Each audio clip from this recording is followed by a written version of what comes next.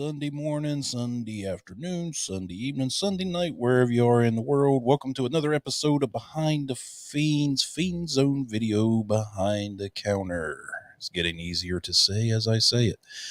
Today we are joined by WMUR Channel 9 News' own Jennifer Vaughn. Not only is she a news anchor, but she's also an accomplished writer.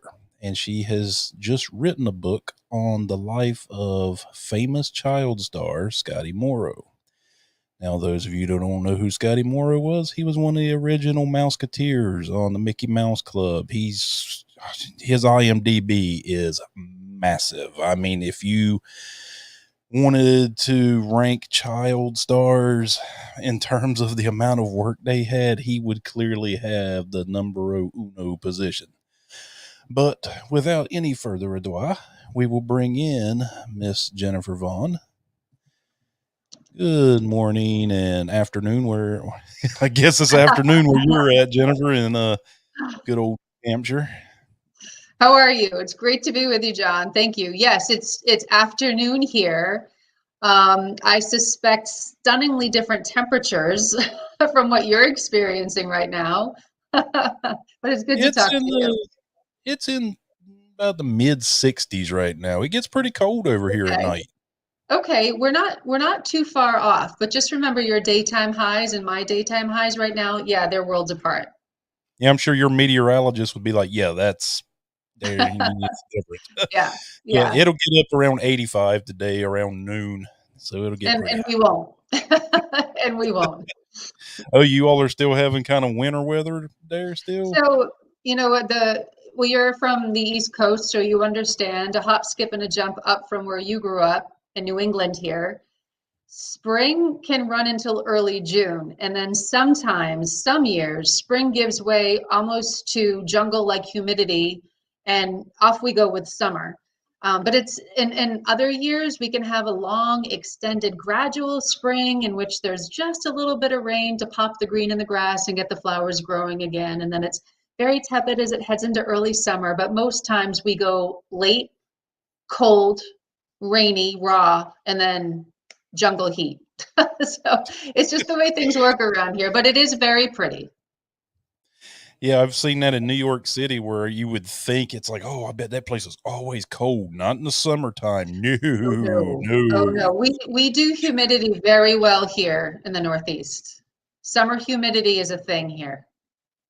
I went to, because I'm retired Army, I went to advanced individual training, which is our school for our job, in Baltimore, Maryland. And I got there right at the end of winter. Mm-hmm. And I was like, man, this place sucks. It's so cold. And then our class was like 3 months.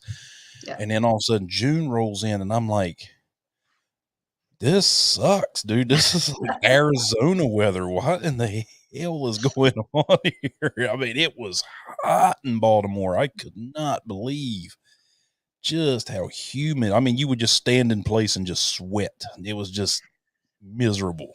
Yeah, it's that humidity. And thank you very much for your service, by the way, from me and my family. Oh, thank you.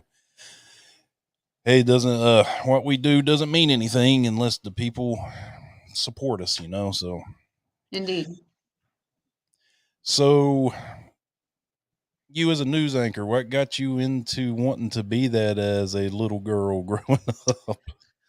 Well, a couple of things.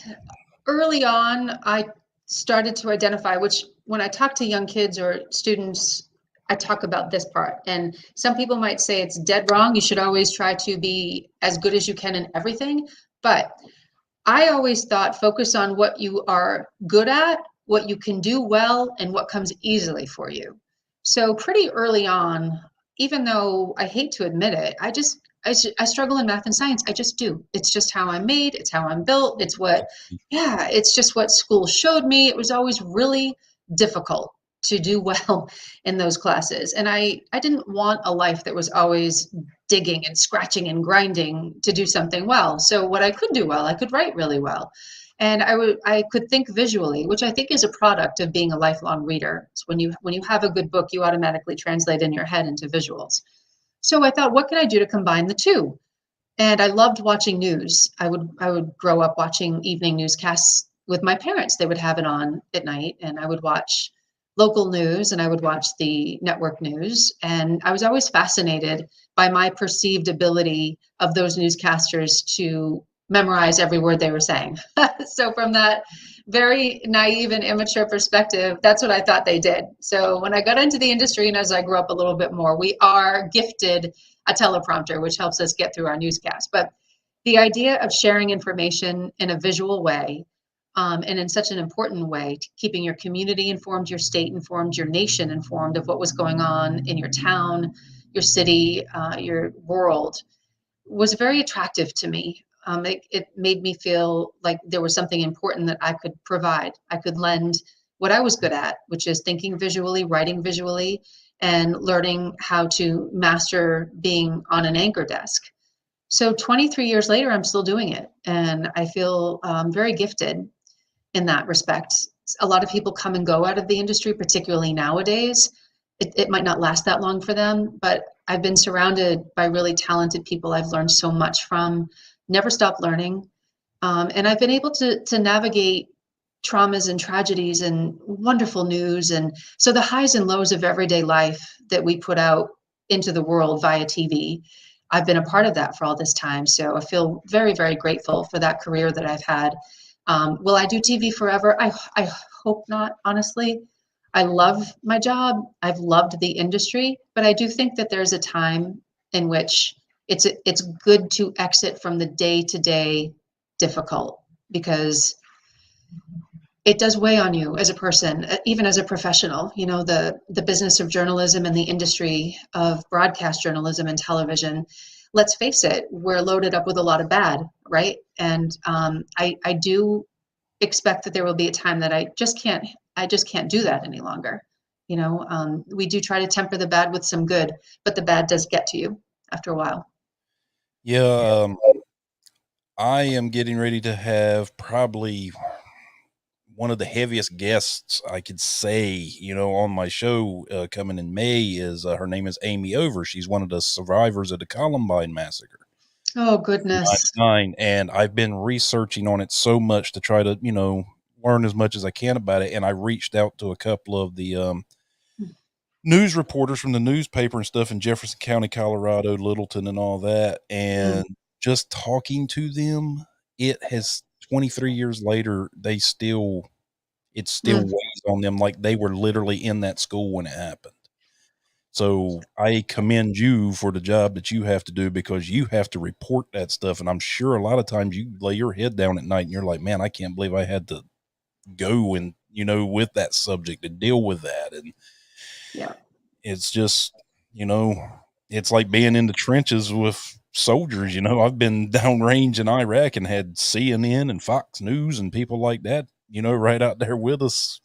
It's not an easy job. No, it's not an easy job. Amy and the others in that school massacre. I imagine that Amy has very few moments in every day of her life after in which that is not the first thought she has. And I'm sure it's taken unbelievable, grueling work to have a functioning life after something like that. And that was an enormous, internationally known incident.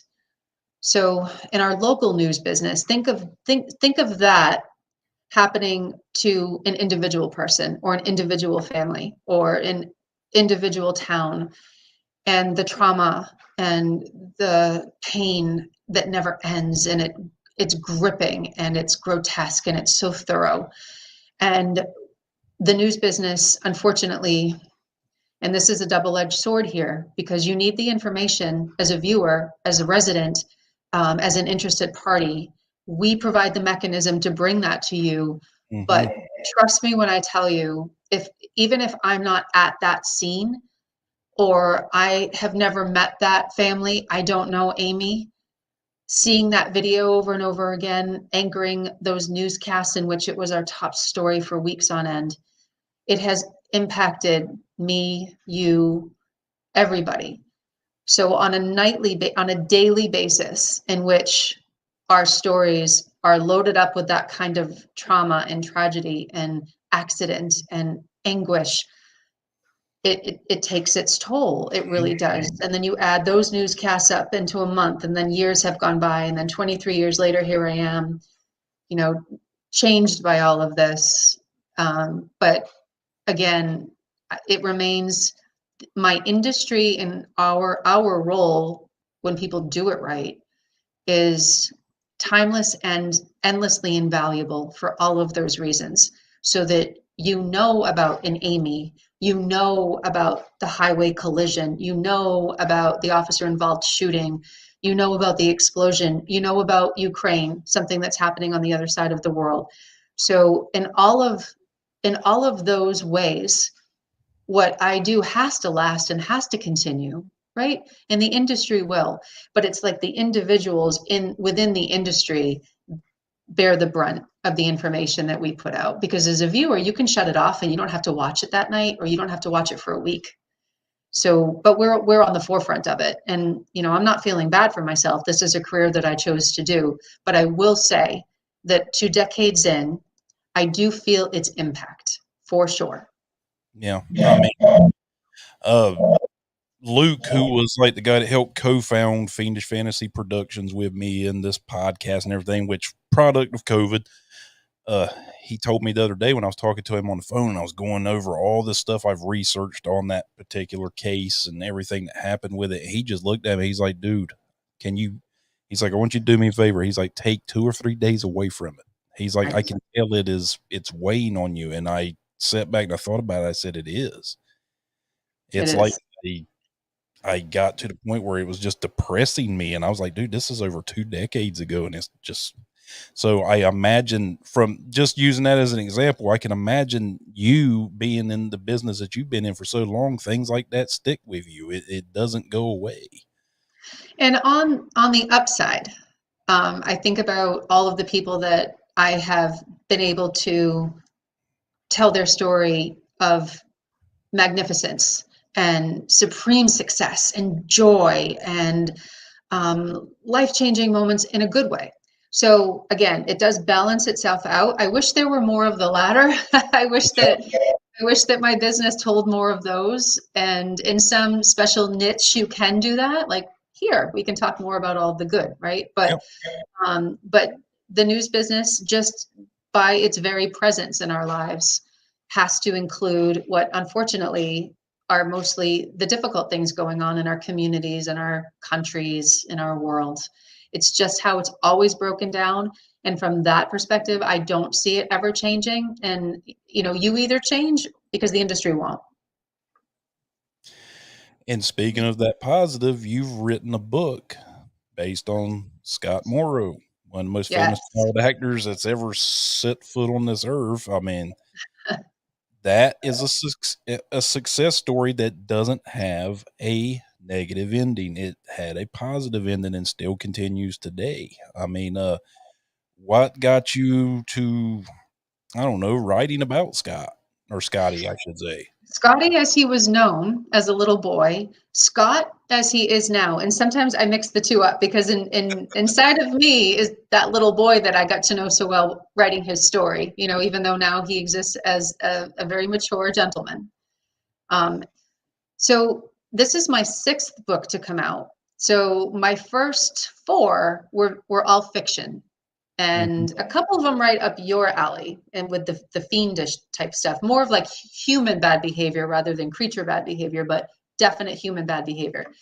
And then the book I wrote, it was released in 2019. Its name was Shadow Kid, and that was how I got into narrative nonfiction. And it was, I think everything was all. You wonder how fate has a hand in certain things, and I do believe that it does, and I think familiarity for some people does as well. So there was a gentleman who lives in New Hampshire, contacted me because he's familiar with me and my work on TV, knows me that way, and proclaimed to have an amazing life story. Now that happens quite often in my line of work, where people want their life stories showcased, usually on TV, and some of them are great, and some of them we can't always pursue. But I always give somebody their time. If they took the time to reach out to me, then that's the least I can do. So I met with him. It was in this very room in my house. He spent about 4 hours with me, laying out the details of what I found to be the most extraordinary life story I'd ever heard of. So after I wrote that book, it came out in 2019. Through him, I met Scott Morrow. And when I first started to talk to Scott, I was just enthralled with him as a gentleman because he's a very gentle, kind soul. Because when you dig into who he is and what he's accomplished and who he's worked with, when he was but a child, but a little boy, you think, there must have been something else here. Like, where's the dirt? Where's the suffering? Where's the self-loathing? Where was the sharp left turn? And there just wasn't any. So I loved that part of his life story almost as much as I loved hearing about all of the movie stars that he worked with and his feelings on movie sets and what he saw and what he remembers. There was no fall off the cliff. There was no tragic ending. He just pivoted into a different profession and made that as prolific as his movie career. And not to say that there have not been personal tragedies along the way, because much like all of us, he has encountered bad luck, awful scenarios, loss. But how he's been able to live in this way in the shadow of Hollywood and still remain a person of character, quality, integrity, kindness, goodness, and normalcy to the extent of, there's no drug addiction, there's no alcohol addiction, he didn't lose his money. I found that to be very, very special and somewhat unique, which is tough to say because you'd think that if you've dedicated a life in the business of Hollywood, you've got a ton of money, right? You can live wherever you want. You've got good people around you. But no, it doesn't always end that way. It just ended that way for him, which is great. Yeah, when I was looking at his IMDb, and it was like, Leave It to Beaver, Lassie, all these westerns. Toughest Gun in Tombstone, one of the biggest westerns you can imagine. He just the stories behind these two. So, let's talk about the westerns for just a minute before I back up and tell you about his mom. So think 1952, 1953, 1958. They were the most watched programs on television. We didn't have 702 channels back then. We had maybe 4 or 5. So if there was a Western on, the whole family plopped down in front of the TV set in the living room and they watched the Western. You knew it was going to come, and it was the rough and tumble guy on the horse. So think of this little boy, and then I'll tell you more about his brother and his mom. But the mom, was raising these two little movie stars basically, and these two little kids were acting in the biggest TV shows of the time, getting cast in the biggest movies of the time, but they had to learn how to ride. Okay. So before the director can put them into a project in which they're going to need to ride a horse, these little boys needed to actually learn how to go ride a horse. So guess where they learned how to ride a horse? Just take a guess. Their mom. So, and then this sort of cartwheels into American history. Think of the most loathsome cult leader of all time. There's a lot of them. 1970s. Think 1970s and Sharon Tate. Oh, Charles Manson. So the Spawn Movie Ranch, and this is in the Santa Susana Mountains, I believe, which is 20 minutes north of LA.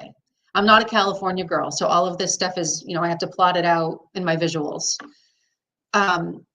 They went there. So this mom with maybe a 6 and an 8-year-old or 9-year-old brought the boys over, and they learned on the Spawn Movie Ranch, which also was host to a gazillion of these most famous Westerns that everybody was watching.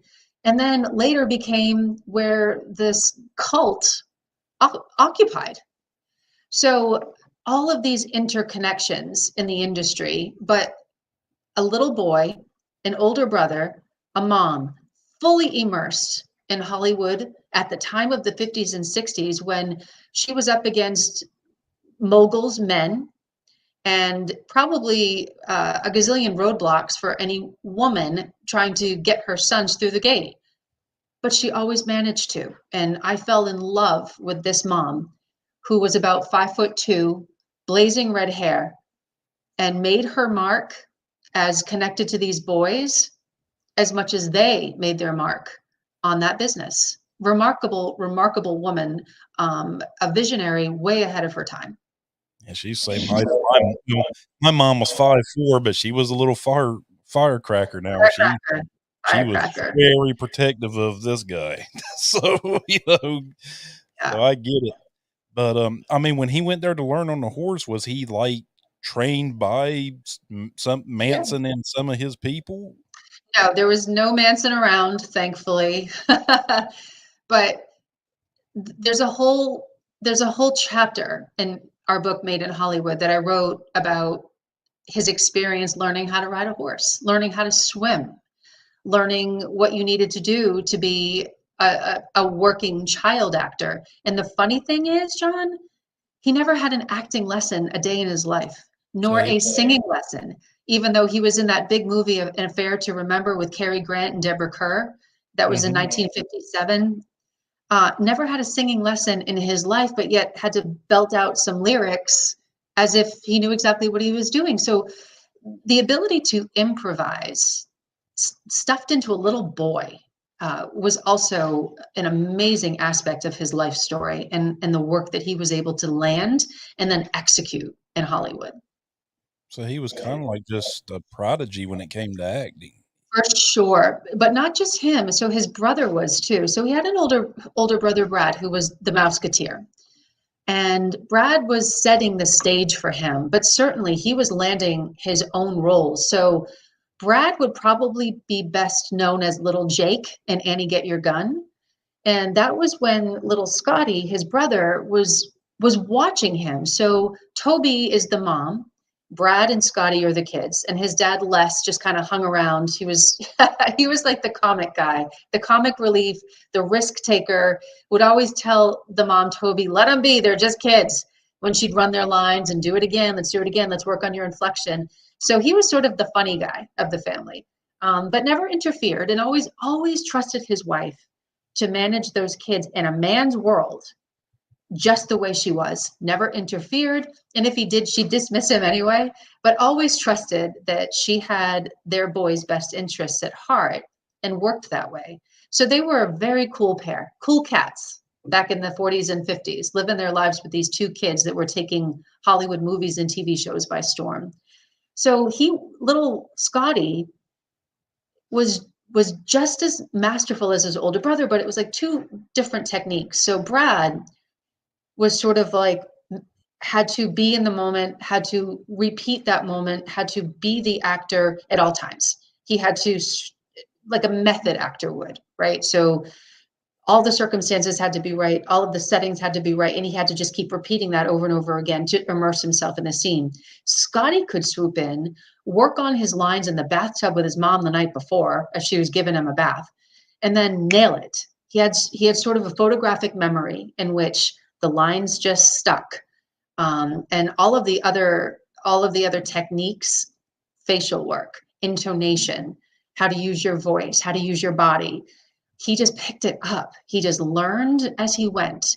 And if there was correction, because think of a movie set. The director's constantly having them do take after take after take. So if there was ever a correction applied, Scotty could just ease into the correction, almost like effortlessly, and just flow. And that was really a gift for this little boy. I think one of my favorite scenes in a movie was Leonardo DiCaprio in Once Upon a Time in Hollywood, where Oh yeah, that same thing, where he was trying to convey emotion on top of his lines, and the director was like, "Go, go, go!" And then finally, he just snapped and yeah, let out real, true emotion with the lines, and then the director's like, "Good, nailed it. nailed it." And he's Yeah, sitting there, "Are you sure?" Just crying and stuff. yeah. So I mean, it, it's a talent, I'm sure.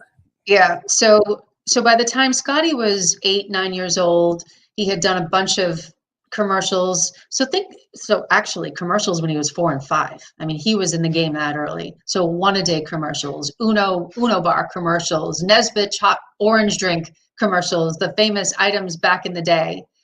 And he was ready to go at such an early point that his agent and his mom, Toby, just kept, okay, let's bring him to that audition. And then the industry is a small world. So it's a world unto itself. So directors talk, casting directors talk, producers talk. So when you've got this stellar child that you can throw into a Western, a drama, Peyton Place, the most scandalous movie of its time, and then he can exit that and then go play an orphan in An Affair to Remember. I mean, you've got a quality kid here. You know, you want him. So he was so sought after that his mom tried to apply normalcy and keep him in public schools, keep him around regular kids, make sure that he had some downtime. She watched for burnout, and she watched for that in his older brother, Brad, too. So she was meticulous enough in being a momager. I call her the original momager, first one I've ever heard of, that she wanted to make sure that they weren't just successful at their craft and known in their industry, but they were regular little boys growing up in a regular world that other 8 and 9-year-olds would be a part of. So she was very careful to watch for that. And sometimes the jobs would come so fast and furious that she'd have to make a calculated choice about him. You know, is my son going to be okay if he is working nonstop as a 7-year-old? And most times she allowed him, because he was very mature for his age, to dictate the terms of that. Hey, do you feel like you can roll right into another show? Do you feel like you can commit to this contract? And I don't think that child ever said no. And I don't think that there was an ounce of damage in him because of that. I just don't. Not from what he grew up as noted in his journals and the pictures and what his mom used to say, to who he is now. There just wasn't. Well, I apologize getting the two mixed up between Brad and Scotty with the mouse. They're one and the same. Um, whatever happened to Brad? So Brad, they almost aged out at the exact same time. There was a final shoot that they did together, because there were a few times in their joint careers in which they played brothers or they were in the same production. And I believe it was ABC would televise Wagon Wheel. And I want to make sure that I have in my notes the exact same. Well, Wagon Train. Sorry, Wagon Train. So this was a big, big to do Western. It's, you know, when I say notes that I have to look at my notes, he was in so many things. I can't memorize all of them, because dozens and dozens and dozens of names and titles and shows and characters. He can't even remember. Sometimes when I talk to him, even now, not to digress, but it's a funny story. Sometimes when I talk to him, even now, he'll say, did I ever tell you I was in that too? And I say, no, you never mentioned that. He goes, yeah, I forgot. So his career has been so thick that it's so hard to remember each and every character he played and every show that he was in. But when he was 17, so his brother must have been 21, they were in that show Wagon Train together, and it was one last time. And it was very profound for both of them. That is also another full chapter in the book, because imagine the emotions running through each son, right? Not only were they wrapping up their career as individual actors, they were wrapping up their career together as brothers in the same episode, and they were wrapping up their career for their mom being their manager. And all of those things were coming together at once as they were still out there being the professionals that they are. But it was quite a moment. So Brad went on to do the Pasadena Playhouse a few times, a couple of traveling plays out in the greater Los Angeles area. And then he moved into banking and finance and made a whole separate career that way. Never came back into the business at all. And unfortunately passed away many, many years ago.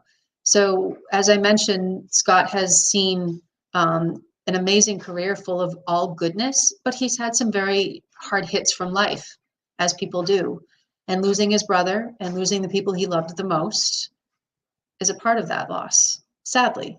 But they closed out their career together, those two. Yeah, but Scotty looks so young still.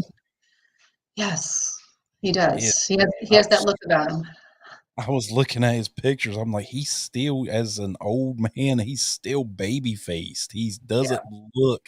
I look older than Scotty Morrow. I mean, I was looking at his pictures, and guys, all of you all that watch this episode, this is just a little bit of his childhood. This ain't even all of it. This is No, right here. That's a no, lot. All the stuff that he played in that. That yeah, ain't even. Yeah. yeah. We couldn't fit it all in the book. We had to have discussions when we first got rolling.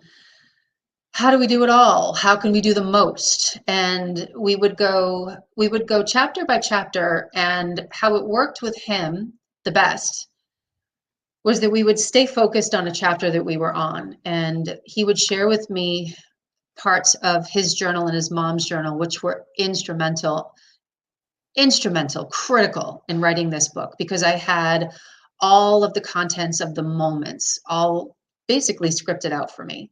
So all I had to do was build back dialogue. And through a lot of conversations and emails with Scott, I was able to do that. What the director said, what the room looked like, what was the smell on that set. When there was one particular scene that he was toughest gun in Tombstone, and he was playing the role of Terry Sloan, I want to say, yep, Terry Sloan. Earl Bellamy was the director of this big. So this was a big release. So think one of the biggest westerns of its time. Gigantic leading man George Montgomery was the star of this, but Scotty was playing his son Terry Sloan. So, in true black and white Western action packed style, he had to bleed. So, how they made them bleed back in the day was this chocolate syrup that they would use for chocolate milk flavoring, whatever. This thick, dark looking syrup they would pour on what needed to represent the bleeding wound. Okay, that's great. That's steadfast and tried and true, and this always works. Okay, let's load them up with it, throw them on the ground, and then action. Well, what do you think a sweet smelling, tasting chocolate syrup attracts? A lot of ants. So there's one scene in which he had to get on the ground, load it up with this syrup, and then survive an ant attack. And then wardrobe had to whisk him away, clean him back up, but then keep him dirty, and then use all sorts of repellents that he he remembers thinking, this doesn't smell so good. Is this safe? Should I have this on my body? And as a little kid, and then get right back on the ground with all of the syrup and all of the ant retardants all over him, carry on with the scene. So you talk about keeping your cool, keeping your composure, even in an ant attack and alongside the biggest star of the day. That's what this little kid was able to do. Just crazy.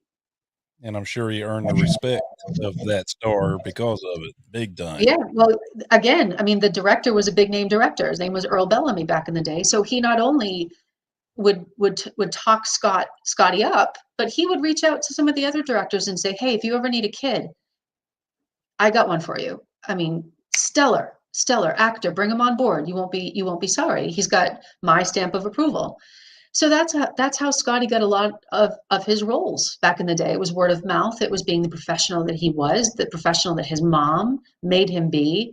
So there's another funny story about that too. So when he was probably 7, 8, his brother, 4 years older, were cast in this show called Navy Log, which was also very big back in the day. And this is a CBS production. So this would be, Mhm. think you might remember this show. So think serious wartime Navy drama. And both boys were cast in one episode. And there was a fiery Austrian director at the time who, this is another whole chapter, because it was a challenge for them. It was a challenge especially for their mom. And the director that they worked with, had some fire to him. And it was probably one of the more challenging directors that both boys had worked with to date. So they were shooting this on Catalina Island in California, and it was a very delicate story with high drama, high emotions. So one scene, both boys had to be together in bed. So they were going to bed. Their dad's got a lot of stress. These kids have just uncovered some bomb from World War II that the dad has to figure out how to deal with. So he comes home from work. He's got to deal with the bomb. He's got to deal with the brothers. So they're shooting this scene. Both boys are stuffed into this small little bed. And the director's like, okay, you just need to be asleep. It's the easiest part of this whole production. One boy triggered the other boy, and they were a giggly, laughing mess.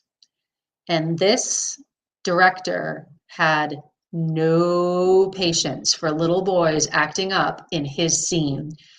So let's just say it escalated. It ended up that their mom stormed out to yell at the director, who was yelling at the kids and swearing at them and telling them, "You don't swear to my kids. You can't yell at my kids." He's like, "Who are you?" She's like, "I'm their mom." He's like, "You got to go." He removed her from the set. He kicked her out. She had to leave. So they weren't always perfect, but most of the time they were. And once the eruption happened on the set of Navy Log, they both got back into shape and made sure that the next take they nailed it. No more laughing. Because they're little kids, but they didn't. There were no mess ups often. I think that was really the only one in which they both knew they were at fault. So yeah, I'd mess up a lot. I ain't gonna lie. We all mess I up a lot. I I've written scripts for I use during Halloween. I do these little retrospective on classic horror movies, and I write scripts, and I'm sitting there and I'm reading it, and then I'll get in front of this and do the whole thing, and take after take after take after take, and then you're sitting here telling me this kid is nailing it in the first try, and I'm like, I'm a 46-year-old man, and this kid is outdoing me. So it's The like, composure, the abilities, yeah, I mean, how collected they were. There was another scene too that got the better of him through no fault of his own. And this takes up a bunch of chapters in the book. We talk about the movie Peyton Place for about 4 chapters from start to finish. It was an arduous ordeal. So even though Scotty was under a 3-picture agreement with 20th Century Fox at the time, think of that, 3-picture agreement as a 9 and 10-year-old. I mean, it's unheard of, but they had secured that for him because he was so desirable as an actor and had by then quite the resume. So 20th Century Fox had this shoot ready to go. So they were casting their movie. They were casting Peyton Place, which was expected to be the most anticipated, if not scandalous, movie of probably their entire decade, until the mid 60s rolled around and things started to change in the industry. The Grace Metalius book that it was based off of. Fun fact: Grace Metalius, New Hampshire woman, New Hampshire author. There's a lot of New Hampshire history surrounding her, but she had put together this red hot, blistering, searingly sexual book. So 20th Century Fox is launching this casting effort. So they're putting together their cast. They had landed Lana Turner, which was huge. They had Jerry Wald and Mark Robson, all wrapped up, director, producer, ready to go. Big budget, think big budget Hollywood movie. So they needed to cast the role of Joey Cross, who was Hope Lang, ended up being the actress with the movie. So this was a pivotal role though. He's really big in the whole execution of the plot and then the court scene at the end. So Toby the mom had this understanding, well, okay, we'll go. This sounds wonderful. It was an unnamed project that nobody knew about for the longest time. And it wasn't one audition that Scotty had to go to, even though he was under contract with the film company at the time. It was about 10. And it was stretched over 4 to 6 months. And it was one of those times that Toby, his mom, questioned, what am I doing to my son? Am I harming my son? High pressure, not just auditions in some random studio that they set up, which is oftentimes how auditions go down. It's not on the lot, but it was eventually on the lot. And it was opposite Hope Lang, who they were looking to cast too. Stressful, high pressure, on the lot. So you're rolling up on the 20th Century Fox lot. They're coming to get you in the golf cart, the whole 9 yards. And at one point, Toby questioned whether she had made the right decision to even attach him to the process of auditioning. It was that intense. So that tells you what just trying to get the role is like. But I'll tell you, this kid secured that role out of 38, 41, 45 other child actors, probably with similarly packed reputations and resumes. He got the role. And at the time, too, Toby had a lot of internal discussions with herself because of the subject matter. And it was not just shot in Los Angeles, and it was not just shot locally. It was out in Camden, Maine, which is out my way. So it Yeah, was that's what I flying. was. Yeah, it was flying cross country, and it was having him prep for these very intense, very adult mattered type situations in which he had lines to learn, he had his own character to represent, but he was bearing witness, right? He was bearing witness to sexual abuse, physical abuse, all sorts of things. You know, every sketchy movie concept you can imagine for that time was jam-packed into Peyton Place. And this little child was witness to it all. So Toby did have some serious discussions with herself about, what am I exposing my son to? He came out the other end just fine, but that therein too lies evidence of just what an extraordinary person he was and is, to have gotten through that kind of movie at that age and still gone on to be just fine. Well, Jennifer, here's the one question I got about Peyton Place. How come, I don't know if this is correct, but how come they listed his character Joey Cross as uncredited? Why that? That's a good point, and we explain that in the book. So back in the day, there was something called the Catholic Legion of Decency, and movies had to pass by their auditors, basically, their team of auditors, to even get made. So Grace Metalius was around for parts of this movie being shot. And the producer at the time granted her entrance, thinking that, hey, you wrote this book, you should be able to see how we make a movie from it. That turned out being volatile a lot of the time, because Grace Metalius, during her years of writing and authoring books, although that was her primary one and the one that she's most known for, descended into alcoholism and descended into having sort of a bitter attitude about how the movie was being made, and it was shortcutting some of the more gregarious elements of her book.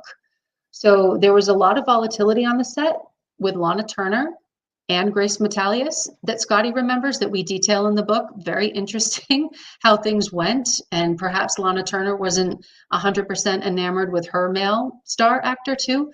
A lot of attitude, a lot of ego, all on display. But because the Catholic Legion of Decency was attached to the movie, there was a woman that followed him around set. Her name was Marion. They called her jokingly Marion the Librarian. So she would interfere and try to scoot Scotty away from something that she perceived to be inappropriate for him to witness. So Miriam and Toby would go at it quite a bit, because Toby would say, I can't yank him from the scene. He's in the scene. And she would say, well, no, he's not acting right now. He needs to be removed. So they would try to find little workarounds to make sure that Miriam wasn't looking for them, hiding from him. It was a thing to make sure that Scotty could even stay on set to witness a lot of the scenes that he would be in after.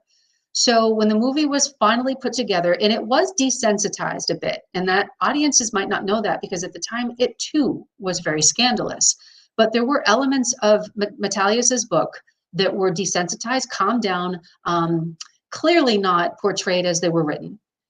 Even with that said, because child actors under the age of 16 in material deemed inappropriate or scandalous were not allowed to have their names attached to the final product. So even though he is in all of the advertising, all of the print work, all of the showcasing of the actors that came before, so all of the teasing that went on, like the teasers that they put out, his name never rolls on that film, and they were not made aware of that until they were in a theater watching it. So Scotty was devastated, Toby was livid, but that's how they handled it back in the day. So if you were underage and there was scandalous matter attached to the project, your name was not going to be in it. Yeah, I was just wondering because the Cross family, from what I understand about that movie, was one of the prominent families in that story. And there he is as Joey Cross, and then you got William Ludmark as Paul, and both are uncredited. And I just couldn't understand that. Yeah, now you know. Now you know. And remember, the interesting thing about that too is, yes, Joey Cross was a pivotal character, both in the book and in the movie, but they were not told. They were never informed. And it was only until after it aired that it was an afterthought that they were like, oh, yeah, by the way, the Catholic Legion of Decency deemed this inappropriate for Scotty's name to be attached to it. So in the annals of history, that would probably bite a little bit. At the time, it definitely bit. But in practicality purposes, it's not as though the movers and shakers did not know that Scotty was in that movie and they did not know that his performance was exceptional. So it never really mattered in practical terms because he booked things immediately thereafter, probably based on his performance in Peyton Place alone. It didn't affect him professionally, but yeah, that was probably a punch to the gut when you realize the hard work that you put into that. And there's a court scene at the end, it's a pivotal court scene that ends the movie. His sister is on trial for murder, basically, and he's a key witness. And the length he says to me that was one of the most nerve-wracking moments of his entire career. And he remembers how he felt that day to such a degree that we were able to recreate dialogue with Lana Turner and everybody who was there setting the scene because they would write about it in their journal, both Scotty and his mom. And going back and feeling that through him and writing about what that felt like for him, it was extremely intense. And Lauren Green, I mean, the master actor, was the prosecutor coming at him.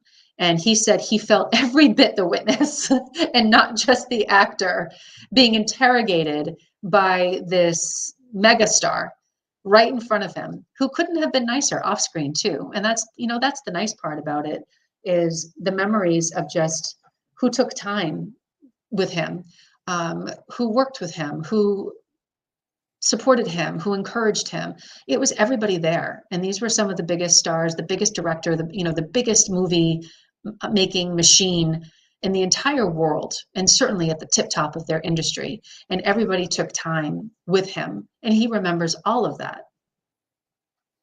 And to all my fellow nerds out there that don't know who Lauren Green is, I revoke your nerd card because he played in Battlestar Galactica in the 70s. So there you go. And I also didn't know this about Lauren Green. He was a singer too. I never knew that about him. And Scotty at the time remembers him because he's physical. He's up on the edge of the wooden witness box and he's right in his face. And Scotty remembers what his face looked like in that moment. And then once they stopped, Lauren Green as a person was able to pivot out of the role and just be like, you okay? You good? You good, Scotty? That was really, really great. That was really great. But are you okay? Because it was that intense. The exchanges were tough and Scotty was playing a huge part of how this movie would end. So he remembers that part too, not just the intensity of the moment, but the kindness that was shown to him as a little boy by these humongous actors, the biggest actors at that time, and then spending a couple minutes to make sure that he was okay. Yeah, I've read stuff about the Catholic Legion of Decency. I didn't know that they ever messed with many American productions. The research I've done on like Hammer films out of England with horror and stuff, I knew the Catholic Legion was tough on them, but I never knew that they really messed too much with the American productions all that much. So there were times during the live production, as they were live to tape. So they were filming Peyton Place, and the screenwriter was named John Michael Hayes at the time, and he was prolific himself, right? Then he gets a hold of this red hot material, and he knows he has to move it from high boil to simmer in order to get this by the Catholic Legion of Decency and the auditors and the watchers who would then greenlight this for final production and release. So there were a lot of fireworks on the set purely because the screenwriter, Hayes, the writer, Grace Metalius, and Marion were all going at it, essentially, because Grace wanted it to represent what she wrote. No, you can't change that. That's not what I wrote. That's not the book. But then the screenwriter, Hayes, would say, I can't get that by the auditors. I have to change it. And then you have Marion the librarian, who's there on behalf of the Catholic Legion of Decency, saying, oh, no, shoot that again. You have to change this. You have to change that. That will never get by the censors. So imagine this constant storm that was brewing with this content of the movie has to be washed down, watered down a little bit from the book, but then now you have the author who's not happy, and then you have the censors who will be on alert for that, and then you have this screenwriter trying to rewrite in real time and have all of the actors get back into their scene with different dialogue. So it was very intense, not just to be a part of for Scotty, who he does say Joey Cross was probably the same from start to finish more than any other character, because Grace Metalius kept, everything from Hayes to Metalius, he was pretty much the same from book to movie. So there was never any conflict between the writer and then Hayes with Scotty per se and his character. But everything else around them. I mean, think of like constant turmoil and constant readdressing what they've just shot and then changing out the dialogue, all with the mindset that we can't get this finished and released if we don't. So very, very intense. Now, didn't Peyton Place, the film, go on to spawn the TV series, the actual soap opera? It did with Ryan O'Neal. So Scotty never got asked to be in that? He never did. And I can't speak for everybody attached to Peyton Place, but I do think that there was a nuanced sense of, well, we had the first and the best. So yeah, I do think that Peyton Place, the TV series, did enjoy some success, but Scotty was never part of that, and he was totally okay with that. Yeah, once he was done, he was like, I'm good. Done. I don't need no more of this. Now, it's real well documented that he had like a sibling relationship with a pretty famous actress by the name of Marilyn Monroe. How did them two ever connect? And this is another wonderfully sweet story. And the relationship that they had too was on a level that was deeply personal and unique to them. So when Scotty was very young, I want to say 3 and 4, he started to audition for some early roles. And one of the first jobs that he got was wearing a little brown uniform for a uniform company. And this was with a pretty blonde model. So we open the book on that scene. You get inside that shoot where Scotty is 4. It's his very first foray into doing anything related to the entertainment industry. And it's how he gets through his first experience. And no surprise, he did it just like a pro. But there was another audition that Toby brought the boys to. This was for Lux soap. So back in the day, this was a big product, and they went on to sponsor a Playhouse type entertainment show too. Years later, that Scotty would have access to, ironically. So they show up for this print ad for Lux soap. And at the time, Scott and his brother Brad would have been cast as children of an actress, Marilyn Monroe. They didn't end up getting that part. It went to twin girls. And Toby had a lot of thoughts about that, actually. She was not happy that job did not go to her sons and instead went to a couple twin girls. But anyway, another sort of remembrance of how tiny the industry is. It's a world unto itself. So when you're running in the circles of these big productions and these big movies, chances are you're going to run into the biggest stars of the day. So Brad shot something that Marilyn was attached to, Monkey Business perhaps. And then Scott and Brad shot another movie that they both played brothers in, but they had very brief roles. But it was alongside, forgive me now as I go back and remember who this was alongside. So this was Robert Wagner and Terry Moore. So I'm thinking it was 1954, 55-ish, but the movie was Between Heaven and Hell. So this was another really big production. They were cast as brothers. So Robert Wagner would go on to later joke that when 20th Century Fox broke down how they devised the trailer lots for their stars, they went alphabetical order. So even though Robert Wagner had worked with Scotty on Between Heaven and Hell and liked him, he always told people that it was a gift wasted on a kid that Scotty Morrow was put next to Marilyn Monroe on the 20th Century Fox trailer lot simply because of alphabetical order and their names fell next to each other. So funny, the small world again, right? Here he is working with Robert Wagner, and then he had some, I don't know if it was ever a movie that ended up either of them getting cast in, but he had test shots with Marilyn Monroe, of course, fell in love with her like everybody did, and then would gripe about it. And word would get back to Scott and Toby that he is not happy that you're next to Marilyn on the lot and he's not. So it's a gift wasted on a kid, which was always made Scotty chuckle about that. But they were next door neighbors. So they would talk not just industry, but they would talk like friends. Marilyn was very kind, and when they were together, they were just joking and laughing. She looked upon Scotty's mom, Toby, as either an older sister or mother figure, and she would confide in Toby a lot of her troubles. And therefore, Toby had a radar for her, and she would worry, and she would mark the challenges that Marilyn was seeing in her career as ones that she needed to avoid for her own boys. And because they had such close proximity physically, there were things that they could just do naturally. For instance, they had ice cream on the lot together, and there was a good humor truck that would roll through, and Marilyn always splurged on them and would never allow Toby to pay. And so they would eat, their drumstick ice creams together in folded out chairs in front of their trailers and just talk and hang out. And Marilyn didn't talk so much about the industry with them, but her life, things that she was encountering, troubles that she had. So there was always a sense of familiarity and friendship between them.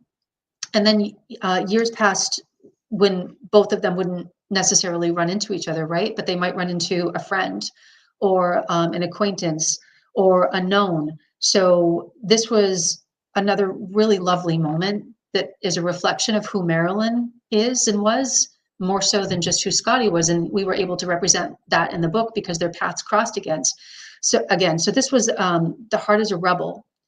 And this was another very well-known movie in which Scotty had a pivotal role. This time he was a very sick little boy, but Ethel Waters was the lead. And, think of her as this glorious voice of an angel superstar who Scotty adored. And most of his scenes were with her.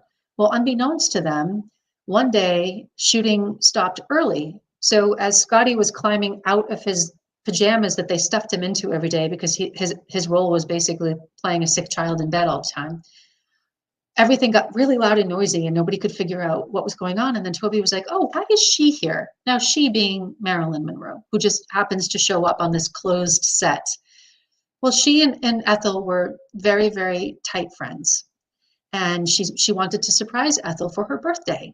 So Marilyn came in all glammed up with roses to bear, wrapped as a gift, and surprised her best friend and swept Ethel off for lunch. And they ended up going to a very, well-known Hollywood establishment for lunch. Toby and Scotty ended up going there too for lunch as well. But in both their journals, they both made a note that they were completely content with the table in the back near the noisy kitchen, and Ethel and Marilyn were right in the front at her usual table where she would go with all of the stars of the day. But it's a gentle internal representation of who Marilyn was as a friend, as a lot mate, as a neighbor, and as a mentor for him for many of his years in the industry, and some Some of the saddest parts of the industry that he experienced, as the world experienced, was when Marilyn was lost. Yeah. So fast forward, so they've been running into each other now for Scotty's entire career. But Toby, in particular, has been taking note of Marilyn's decline, as has the world. At that point, Scotty was about 16 or so. So he's having beach parties and, getting ready to drive and still doing shows and TV, certainly, but starting to think of a bigger world. So their agent gives them a call one day, and he's exuberant and he's so excited to relay this information, and Toby's very skeptical. So the information comes down that Marilyn had reached out to Frank, who was the boy's longtime agent, and said, "Hey, I'm going to be casting a trilogy, and at one point I need a relative, a nephew, and I would like for Scotty to come in and audition." And of course Frank was over the moon, even though this was during the fast-tracked decline. It was right around the, happy birthday, Mr. President. It was right around the time that she was having serious troubles with Fox. So Toby was wary, and she didn't know if this was a real trilogy, if this was a fragment of Marilyn's declining mind. Would this really happen? Could she finance this? Were there really scripts? So she kind of put it on the back burner, and Frank was pretty surprised when the conversation did not have him peeling Toby off the ceiling because she was so excited. In fact, she had a very measured response for all of those reasons. So very shortly thereafter, she had a serious conversation with her son, who is now, almost a young man, 16 years old. And she told him about the call and what that could mean. He himself was so excited, not just because it was Marilyn and he genuinely loved her, but because he was so excited to work almost at her level as an adult. He wasn't just the kid anymore, that she was entrusting him with a role in her own production, but as a near adult, a seasoned actor. So he was very excited. Again, Toby, not so much. And mere weeks later, Marilyn was gone. And that was another profound moment in his career. It felt like a personal loss, because to them it was. She wasn't just an icon, and she wasn't just ethereal in her presence. She was their friend, and they hung out and ate ice cream together. Scotty was in her trailer. He knows what kind of skin cream she likes, and he knew that Uno chocolate bars were her favorite. So it was a very different kind of loss for both of them. And to this day, Scott maintains a presence at all of those anniversary remembrances that Hollywood does for Marilyn. And oftentimes he has a speaking role to share some of his most profound memories of her, not just as the actor and, the glamorous icon of all time, but as a friend and somebody that he genuinely loved as a person. Well, she And was so, she yeah. was family. Oh yeah. She was family to them. Yeah.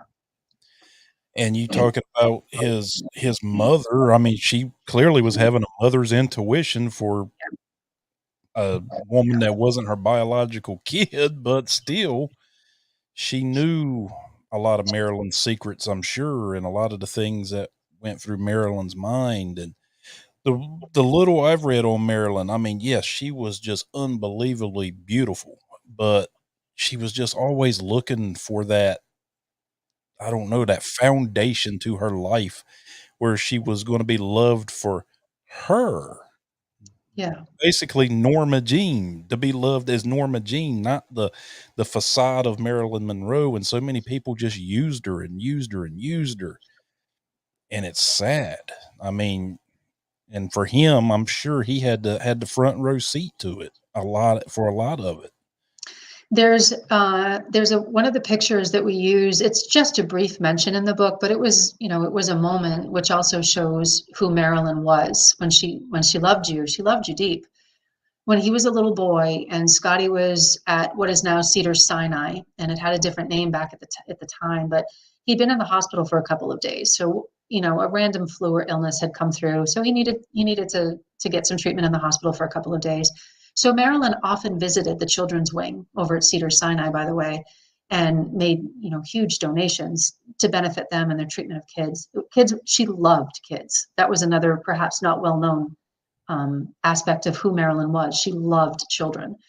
So one day when she was either getting there or maybe changed her plans even, she arrived over there because she knew that Scotty was there at the hospital. So she went up and spent some time with him in his room. And there's one of the pictures in the book, she's leaning down and she's touching his face. And, he's just laying there in the hospital bed and remembers it as, oh, Marilyn's here, not the biggest star in the world has come to see me. It was my friend Marilyn came by and talked to me and hugged my mom and hugged me and made me feel better. And, Toby captured the picture, and that was one that we shared in the book. So his mother, she's since passed, correct? She's Correct. Oh, when did Correct. she pass?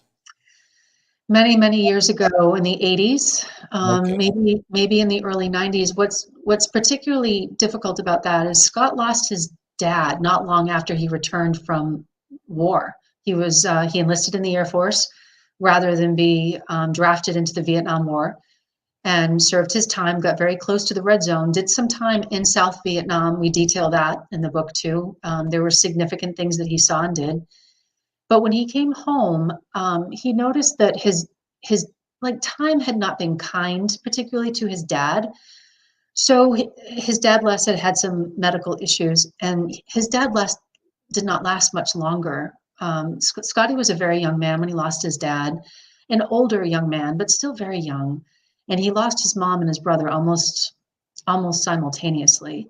And then there's another very poignant aspect of Scott's life as a young man too, because he loved someone very, very deeply.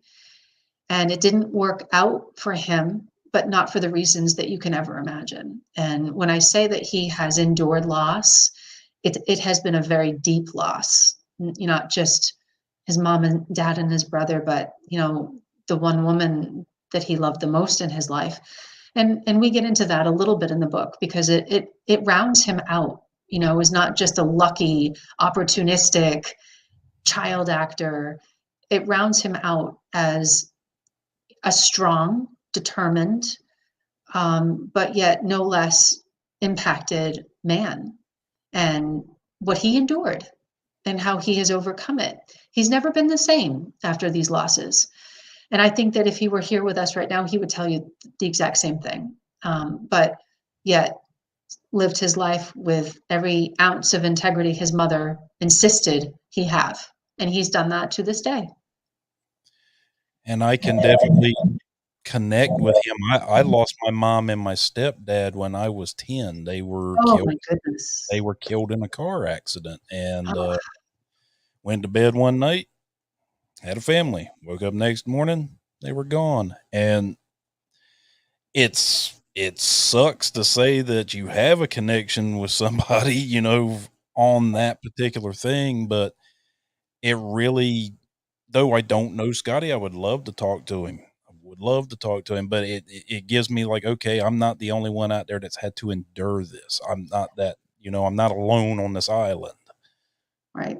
Which brings me back a bit to my own life and my own career in TV. I recently lost my mom, but I report every night on somebody who just lost their son, their daughter, their grandmother, their most important person in their whole lives. So when I say tragedy can redefine you sometimes, it also can bring out the very best of who those people taught you how to be. And I think in Scott's case, the person, his mom, taught him how to be on a movie set, in a classroom, as a young man, as an enlisted, Air Force. He was everything his mom taught him to be. So tragedy never redefined him. It made the best parts of him more visible, perhaps, more determined, more everlasting. And that is not something everybody can pull off. No. And certainly not when you as you must have felt as a little boy when you feel alone in the world. Those are some of the qualities that are harder to maintain, right? You can give into the easier qualities of depression and dismay and addiction and all of those things that can come up because you can't handle the enormity of your loss. But again, it never redefined him. And you know, readers will understand. I'm not being elusive. I just would rather have somebody discover what I'm talking about in the manner that I wrote it for Scott, because it's very personal for him. But he became again who he was always supposed to be, rather than taking a sharp left turn and deteriorating into something he would have to build back if he ever did. And see, that's what I tell my own sons. You know, when we talk about that, my father, who at the time he wasn't in my life, but he is now, and me and Pop are like that. And we do a side project together, another podcast where we get to talk to music stars from the past and stuff like that. And that's special to me because me and my father are huge music nerds. My dad's a 50 plus year guitarist, studio musician. I mean, you name it, he's been there, done it. And so we've got a great relationship now. But I tell my kids, my two boys, their dad was a jerk. You know, after I lost my mom, I fed on anger and all these other issues and shortcomings. Thankfully, I never tried to self medicate or any of the other stuff, but I was not exactly the most likable person to be around because I felt like the world owed me something. And, Mm-hmm. you know, and I'm glad to hear that Scotty never allowed that to creep in because it would have been easy. It really would have. It usually is how things go. Not usually, but more often than not, because those emotions are so big and overwhelming. They can sink a person. It takes a lot of effort to maintain everything that you've always known when half of it has been ripped away. So what worked for him? He remained connected to what he was most good at. And when he was coming up on movie sets and TV shows and behind the scenes, he loved taking pictures. And when he was in high school, he took a couple classes and just kept getting better. So by the time he enlisted in the Air Force, what he put down as a preference, not that it's always granted, as you know, it oftentimes isn't. Your country comes first with its needs rather than what you want out of your country. But he put down photographer. So originally when he was first on active duty, he was able to do that. So in that was born a sense of pride in what he could accomplish with not just his own acting abilities, but with a camera now. And then when he got back out of the service and he took some classes and he went to a very prestigious school in Santa Barbara, and he just kept mastering the craft, getting better, digging for deeper quality, um, pushing himself. So very shortly after that, he started to figure out what do I want to take pictures of. I love landscapes. They're permanent. They're fleeting. A sunrise is fleeting. It might happen every day, but how that orange and red exploded over the desert or over the ocean, or how the waves crashed at the exact moment you could see the sun up over the horizon, that was what started to really build in him the desire to capture all of that. So soon he was taking not just landscapes, but Vegas showgirls and models, and becoming the chief freelancer for the Nina Blanchard modeling agency, which was one of the premier LA agencies of the time. And then becoming, much like in the TV industry, so good at what he did that word spread and opportunities would emerge. So now I can't think of a living creature, plant, tree, star, ocean, person, body part that he has not figured out how to represent in the most brilliant and unique of ways. He's equally known as a master photographer as he is for a child actor. Well, he's been a red carpet photographer too, hasn't he, for like movie premieres and different things like that? He's been on the red carpet. He remembers being on the red carpet for Peyton Place, which is another interesting and fun story that he was. Uh, I don't know if a lot of people even know that, but if you're a Peyton Place aficionado, you might remember that technically the world premiere was held in Camden, Maine, but not the stars did not attend. So none of the big stars attended. Certainly Lana Turner never did, but she had some issues going on around that time.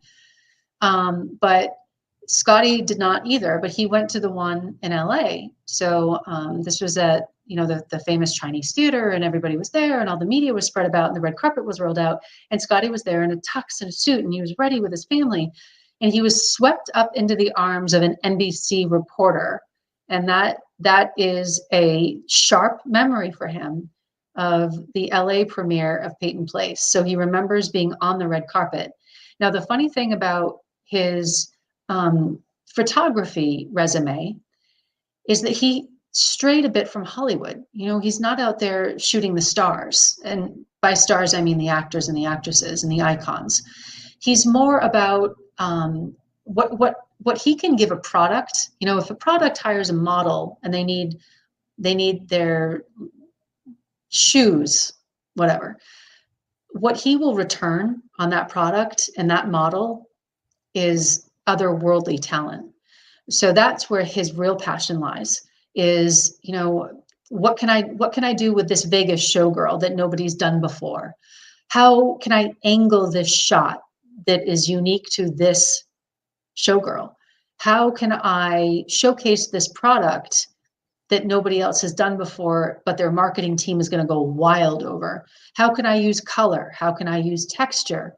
How can I illuminate a sunrise, but yet make you think about the cereal box that's sitting on the table at the beach?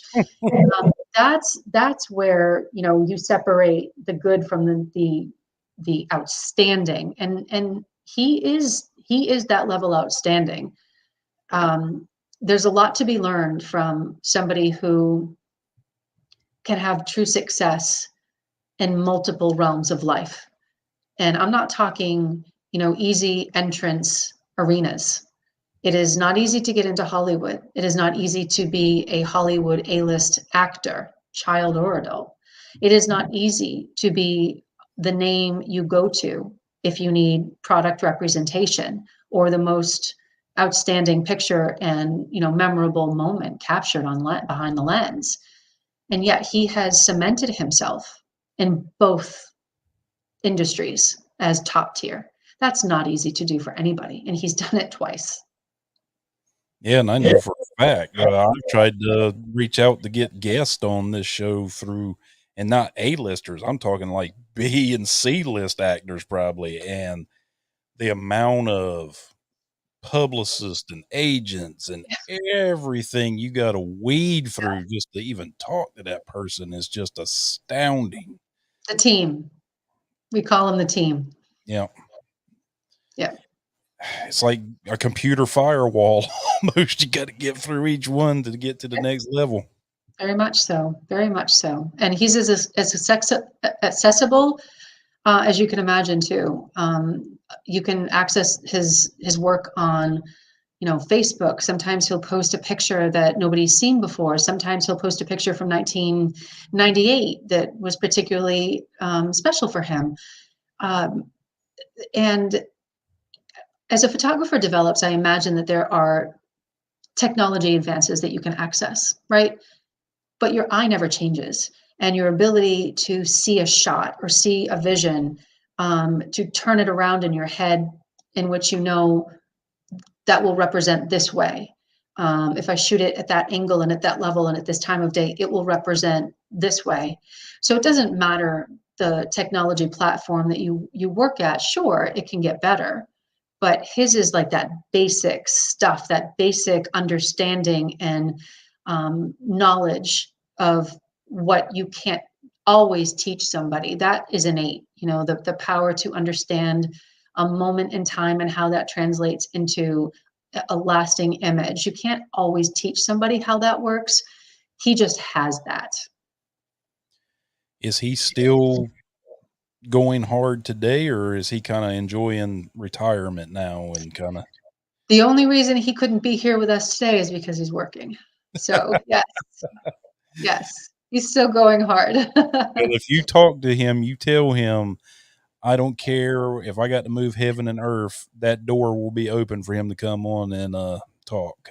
He would appreciate that. That I will relay that, and he will appreciate that. Yes, thank you. because I grew up on those old westerns, and I didn't get to see them when they first came out. But my grandfather, I've mentioned a lot on this podcast because he was my hero growing up. He was my father figure and everything. But he's also, love you, granddaddy, but you're responsible for me being a movie nerd.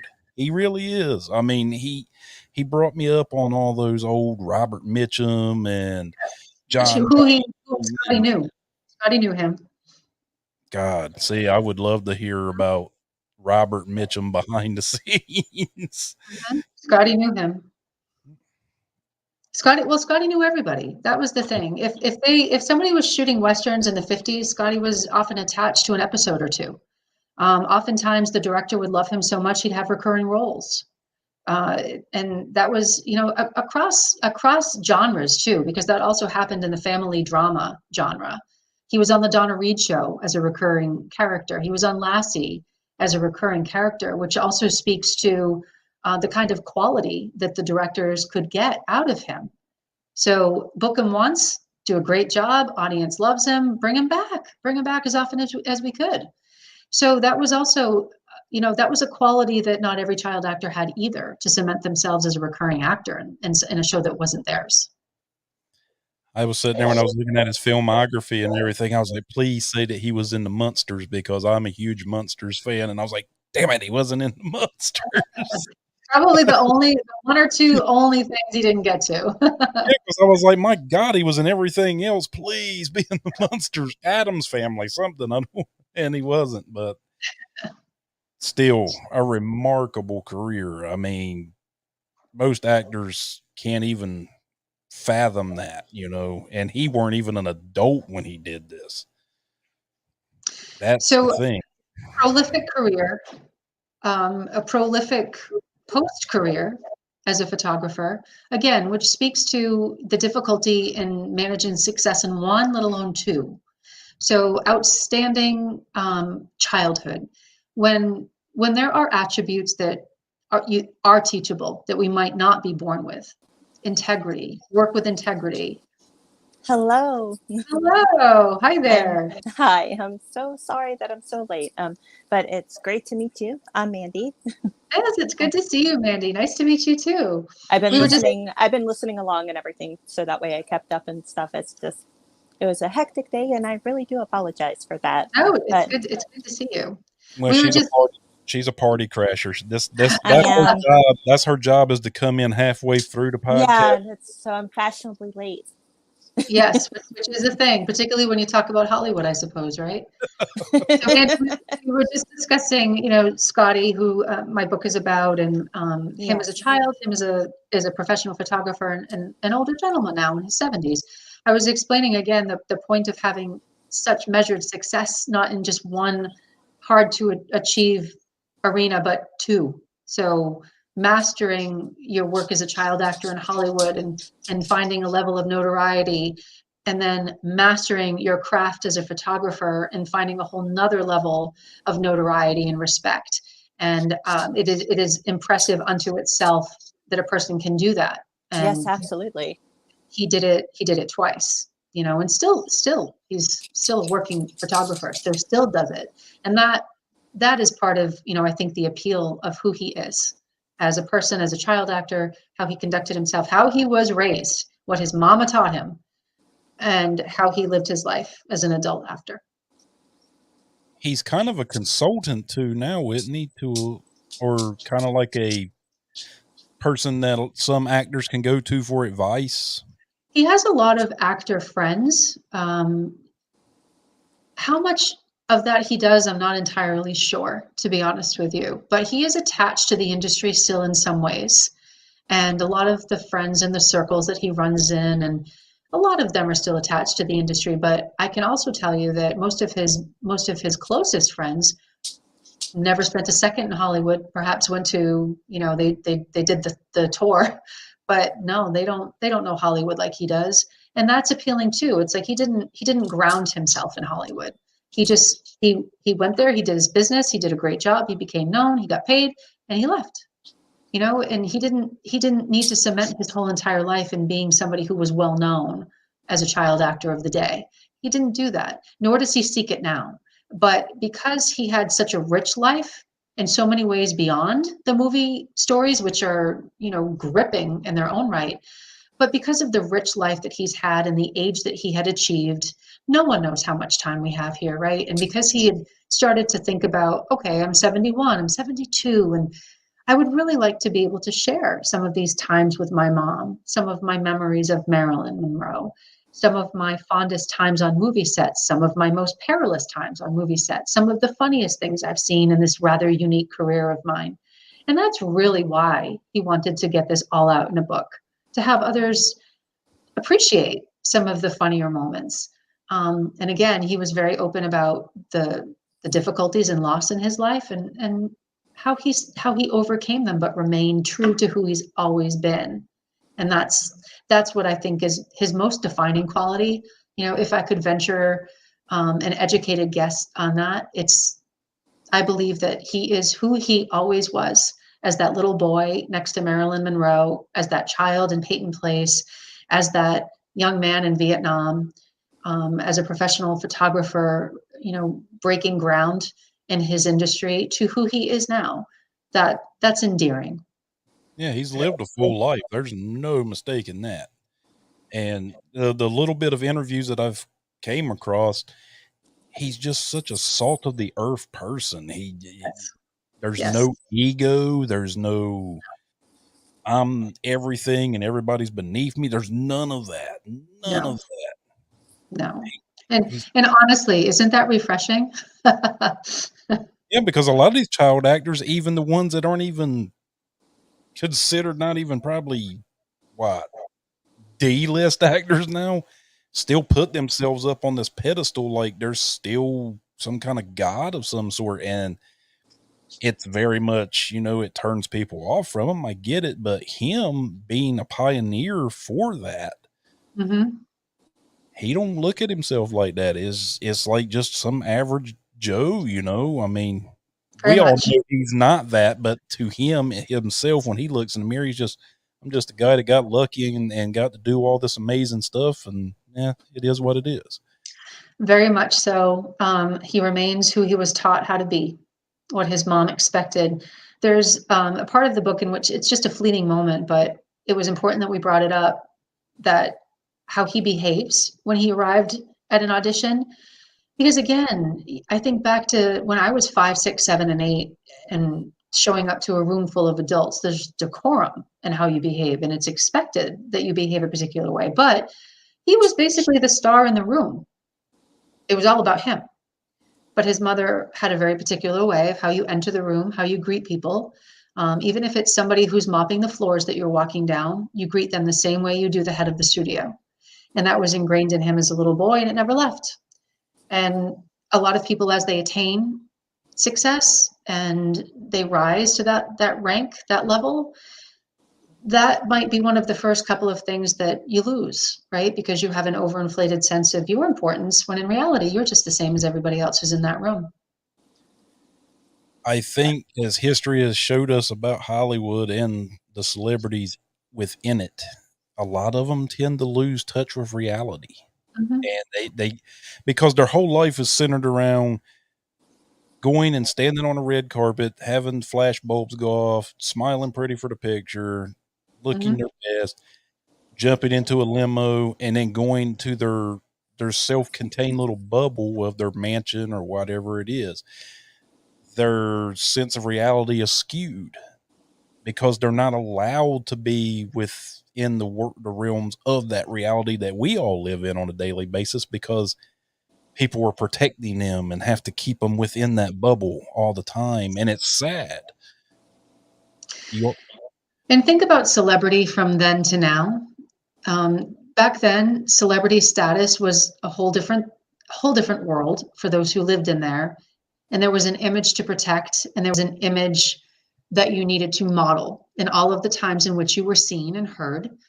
But those could be measured because you had access to how much you allowed that to happen. Nowadays, think of celebrity status as you walk to the grocery store and there might be paparazzi behind the bush waiting to grab you in your t-shirt that has a coffee stain on it and then broadcast that to the world. So celebrity status nowadays is probably so much more being on the defensive because you can't control always what your image is perceived to be out in the world. Back then, at least, especially with his mom's assistance, and she was his mom first, not just a manager, not just the assistant to his agent, but his mom first. So she could limit that. And people didn't have access to him like people have access to other people now. That's a whole nother podcast, I think, about what it's like to be a celebrity now, in the age of everybody basically is a paparazzi because they have a phone. They have a phone attached to them at all times, and they can catch you wherever you live, wherever you go, wherever you are. So you must be protective of that, even though you can't be nowadays. At least back then, Scotty and his mom could be protective of that. I was actually just thinking about that the other day, like what you had just mentioned, like everybody has a cell phone, and it's just basically you're just constantly watched now. There's no dodging anything anymore because it's like you can think that nobody is, but the next thing you know, there's something there because somebody, like, everybody's so discreet with it as well. So you're everywhere that you don't want to be. Yes. And that can go both ways too, because when you need the media or you need the paparazzi or when you need somebody to do an Instagram, Facebook Live, TikTok about where you are and how amazing your new movie is, that's going to project on ticket sales, right? And your image and your reputation and all of the good parts are also amplified. But in that too, there always lives that dark underside of having instantaneous access to somebody. The worlds right now are so different as we talk about this with our current crop of celebrities, well-known people versus back then. They controlled what you had access to, and there was so much power in that. And there was a protection based in that. If you didn't want to do a particular interview with a particular magazine, nobody forced you to.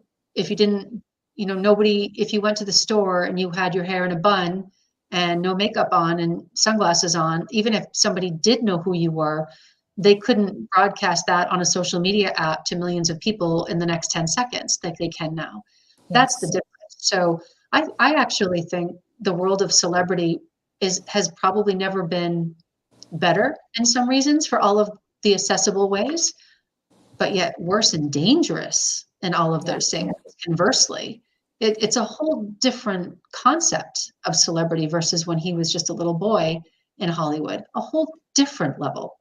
I know this was it was 25 years ago, but a good example, Princess Diana and the paparazzi pursuing her and what it caused. It caused a fatal accident that killed one of the most beloved people in the world. But we also have to consider the speculation behind that actual crash, that it might have been arranged. So, but if you go with what you're saying, like what was actually reported in the news and everything, that's like that was horrific. That was like one of the saddest moments. It's because I actually worshipped her.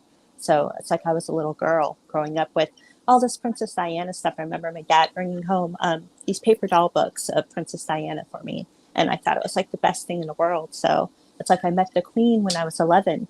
So it's like that whole situation was like, oh my God, no. I still remember the wedding being on television when her and Charles got married. Yes. Yeah. And technology has gifted us in many ways a connection to our icons and our celebrities and our most famous people and our most favorite people. And there's how you, Mandy, describe that is an innocence and an affection that is sweet and real and genuine. And then maybe because I'm in the TV news business, I always compare with what reality often supplies us with too, which is the real underbelly of that access. Because Yeah. as a child, you have a perspective on a person, a well-known person. We have that now too, but the perspective can be loaded with, like we were talking, all of those grocery store shots that nobody wants, a reaction like what we just saw at the Academy Awards. Too much information about a celebrity, too much access, think the Kardashians. Yeah. So the genuineness and sweetness built around affection that you enjoyed and loved and you remember as a hallmark of your childhood isn't always that clean Yeah. as we've developed Yeah, technology. it's like and as you get older, it's like all the secrets that had started to come out and everything, like with the royal family. It's like you learn Yeah. like why everything happened the way it did, and it's just such a tragic story with all of that. And it's like not even just with that; it's just with like down the lines. It's like for like years, hundreds of years. That's just how it's been with the royal families. But it's just like now you have the technology, so it's like not 1 second goes by where you're not going to get the bad with the good. So it's like there's no falsehood any longer with like basically it's like glamorizing it. So there's just really no more glamorizing too much of it anymore. And it's like I think that's why so many people identify with celebrities and everything now, because they are able to see like their true selves as well. Yeah, I think Agreed. There was a, one step removed back in the 50s and the 60s. There was a one step removed from the audience and the icons, and that's dissolved. Yeah. I was going to say, I think Scotty's probably like, I'm so glad that I had my time in celebrity before all this reality television and all this other crap came along, because you still had a bit of that privacy, where now you don't really anymore because of social media. Yeah. And you have to keep your name out there, your brand going. You got to be part of social media, and it's sad. And these Right. celebrities get attacked all the time, and that's where I'm like, well, why don't you just not interact on your own and have a publicist act for you through the social media, so that way you don't make bonehead mistakes and say boneheaded things that are going to end Well, up they in want to feel human also, they want to participate in all of that. It's like you can tell that they find it fun and everything. It's like just like we do. It's kind of unfair to ask them not to go on and do something, and it's just you're always walking on eggshells to make sure that your career is actually proceeding, and it's just it's hard. Well, like Jennifer just said, the whole thing with the Academy Award, the Will Smith situation, they blew it out of proportion, and I get it, but at the same time, he's human. He made a mistake and did something. He probably should have waited till he got backstage and talked about it civilly with the other party. But he was human and made a mistake. It happens. Everybody does it. But because of who he was and where he was He at, did it at the Oscars. I get that. But I'm like, no. It's like none I've of never. us, but the thing is, Mandy, none of us can judge, because, yes, we've never done that I'm at not the judging, but Oscars, it's but like, wow. It's like he just really let his temper get to him. we've all made mistakes, is the point that I'm making. And it happens. I know None it of us could happens, but ever nobody could ever understand the amount of pressure that people like Will Smith and others like him go through. I'm sure it is. I could never just put my head around it. I mean, you don't have a normal existence on this planet. You were, no, it's like I get it. It's like, yeah, we all make mistakes and everything, but I think I don't know. It's like everybody has blown it out of proportion, but the fact is that it was at an event that's like where everybody is expected to be on their best behavior, and professionally, he should have waited to speak with him afterwards and everything. really, I'm Like, sure he gave Jennifer and her news crew something to talk about the next day on the news. no, exactly, but it's like, Yeah, the news is still talking about it, actually. It's still in the news. Yeah. Yes, it's still in the news. You that think was about it too, and then just a final thought about all of how that stuff changes, but it stays the same. In Scotty's career as a child, the things that he was exposed to, right? Celebrity, status, icon status, in a couple of instances, money, fame, competition, Yeah. personal integrity. All of those were running currents in our book, Made in Hollywood, but more importantly, his life. Running currents. They ran the entire length of his career. Flash forward to today. What are some of the main components of our lives and the life of a celebrity? Fame, money, celebrity status, competition, scandal. So everything that was as divisive back then, that could blow up a movie set, that could tank a career, are the exact same things that can do the exact same things now. So we may have developed technologically, we may have a more personal level of access to our celebrities, but isn't it amazing how all of the elements remain the exact same? Yeah, and when I look back at Hollywood from Scotty's time period, it was way more cutthroat back then because it was more limited to the studios and the avenues in which you as an actor had the ability to do your career, to work, to make money as an actor. Where now you've got Netflix and Amazon and True. Time Warner and Fox and all this and Disney. It wasn't like that back then. It was like RKO Pictures, Warner Brothers, maybe what, like you said, 3 television stations, if that, mostly 2. And if you didn't get that, you may have had radio, which radio was starting to die at that time when Scotty was coming in. It was pretty much dying away. The radio show was anyway, the radio dramas and stuff like that. But yeah, I'm pretty sure it was way more just cutthroat back then. I suspect that on many levels it's similar, because even if there were fewer opportunities, there were just as many people showing up for those opportunities. So blow that up to now. Yes, we have all of these streaming avenues and all of these new shows that are being made.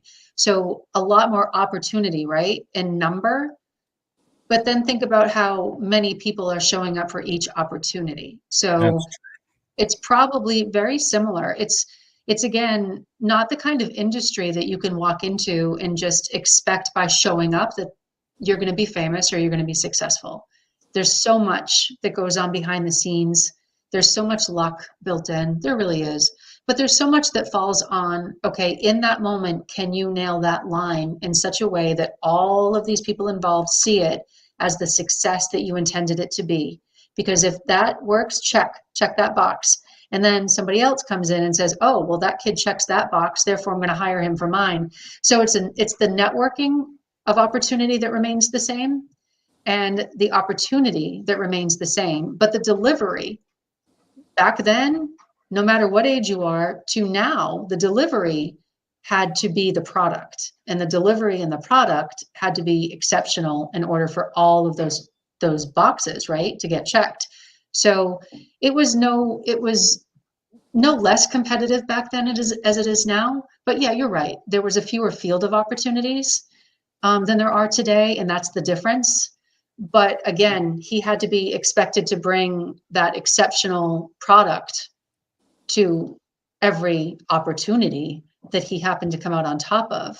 And when you're a kid, there are a lot of variables built in to your day, to your moment, right? There's a couple of instances in the book in which we talk about Toby, his mom.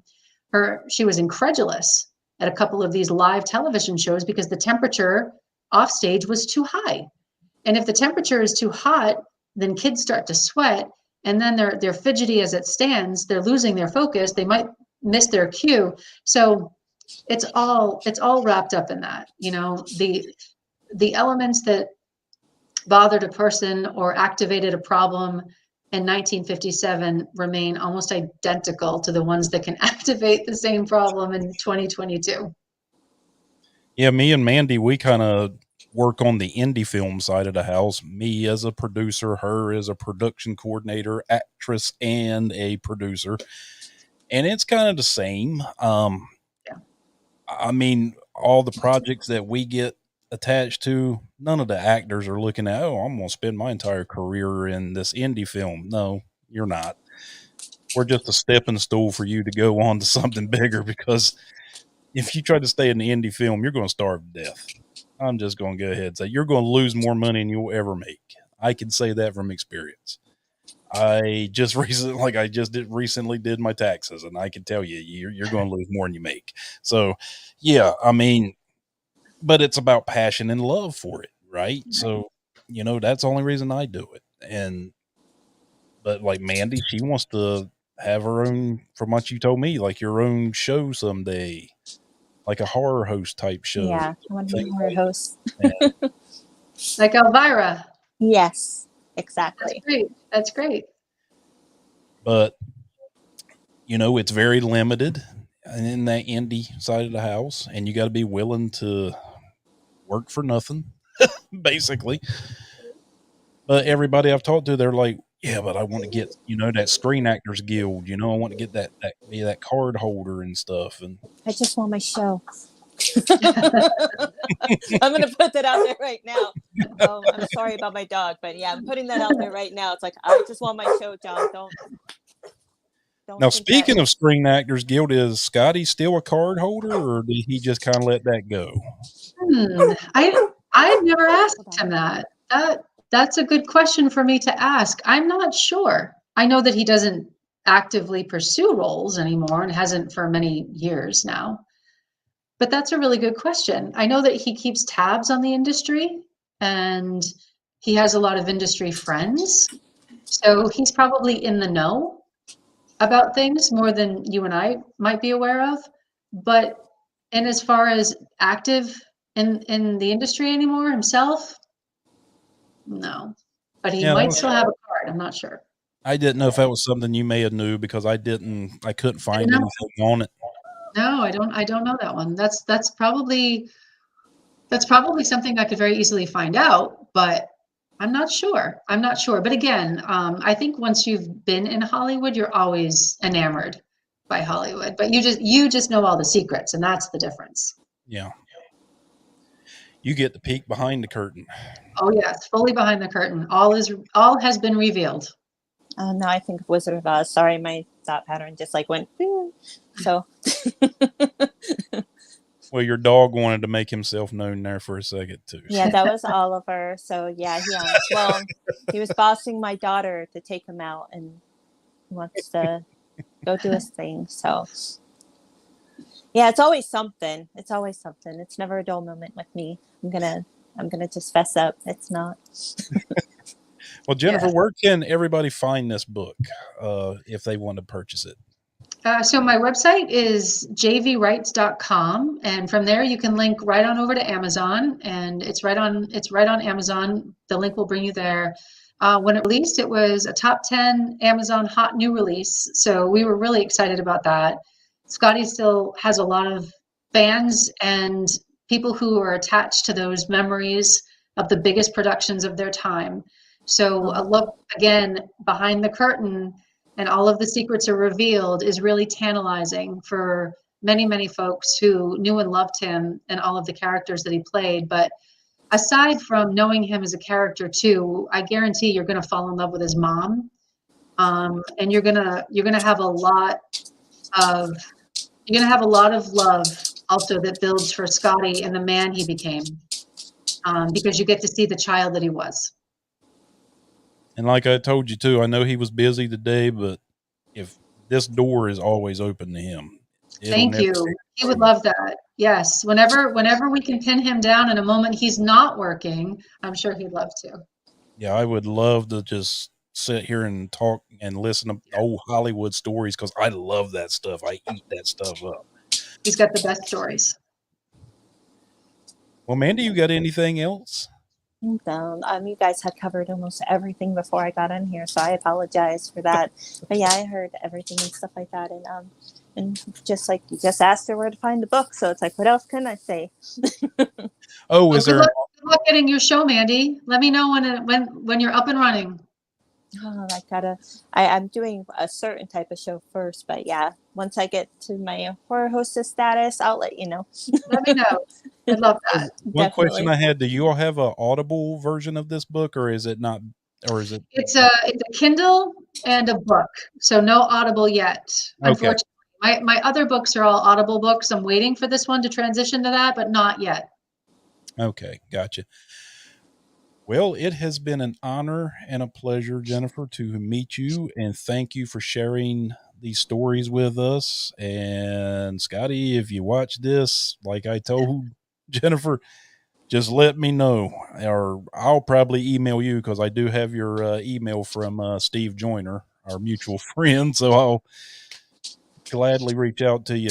And hopefully, I can pin you down when you ain't so busy. Yeah, But he is a pleasure, as you are, and as you are, Mandy. I appreciate your time. This was a lot of fun. Thank you so much. thank you. And like I Absolutely, said, Jennifer. Thank you. the door's always open, Jennifer. Thank Thank you. you. Thank you. Bye bye. Bye-bye.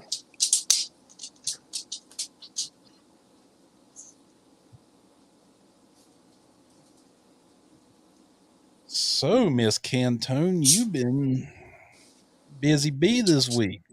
Yes, I have been a busy bee this week. Why are you saying it like that, John? We tried to get at, huh? Huh? You want to Got fight? all, I'll got fight you. all, got all romantic and got boyfriends and shit and all.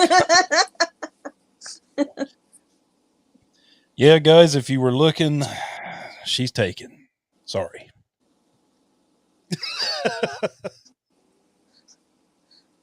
You missed out. Y'all fucked around too much. Like you blinked.